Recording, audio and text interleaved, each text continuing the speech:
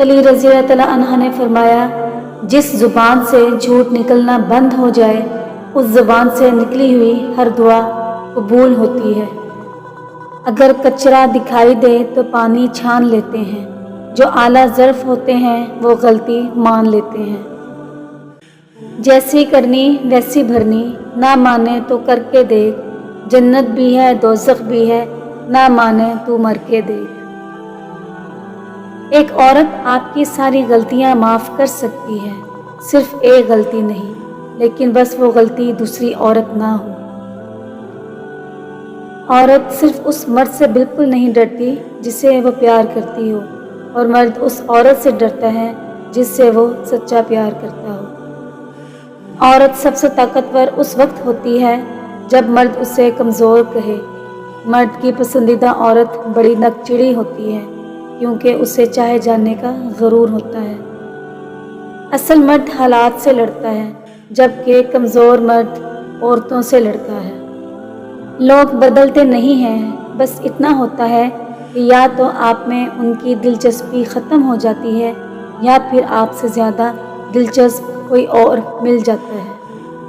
اس مرد سے زیادہ خوبصورت کون ہو سکتا ہے جسے دیکھ کر اللہ کی یاد آئے، جو اس طرح تمہاری عزت کرے جیسے وہ ماں بہن کی کرتا ہے۔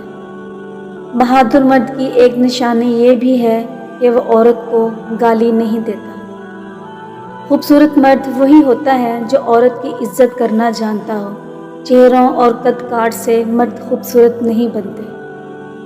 ماں بے شک پڑھی لکھی نہ ہو، پر دنیا کی ہر ضروری بات ہم اپنی ماں سے ہی سیکھتے ہیں۔ محبت میں سچائی تلاش کرو، کیونکہ جو آپ سے محبت نہیں کرتا وہ آپ کے لیے تکلیف نہیں اٹھائے گا اور نہ ہی آپ کو یاد کرے گا۔ یا ودودو 300 مرتبہ پڑھنے سے آپ کسی کے دل میں بھی اپنے لیے محبت پیدا کر سکتے ہیں۔ اللہ پاک کے کلام میں بہت برکت ہوتی ہے۔ اللہ پاک آپ کے لیے آسانیاں پیدا فرمائے، آمین۔ جو لوگ اکثر توبہ کرتے ہیں ان کے ساتھ میل جول رکھو، کیونکہ وہ بہت زیادہ نرم دل ہوتے ہیں۔ ایک بدکار مرد اور عورت کی سب سے بڑی نشانی یہ ہے کہ وہ تمام برے کام سب سے پہلے کرتے ہیں۔ اکثر لوگ ایسے ہیں جو دور سے دیکھنے میں بہت خوش باش اور مطمئن نظر آتے ہیں۔ ایسا لگتا بھی نہیں کہ ان کے نزدیک کوئی غم آئے ہوں۔ اگر قریب جا کر دیکھو تو پتہ چلتا ہے کہ سچائی یہ نہیں بلکہ دنیا ایک واقعی آزمائش گاہ ہے۔ چہرے سے عورت کی پہچان۔ جس عورت کے چہرے پر ڈمپل ہوتے ہیں اس کی مسکراہٹ کے مرد دیوانے ہوتے ہیں۔ جس عورت کے گال قدرتی گلابی ہوتے ہیں وہ عورت بہت شرمیلی ہوتی ہے۔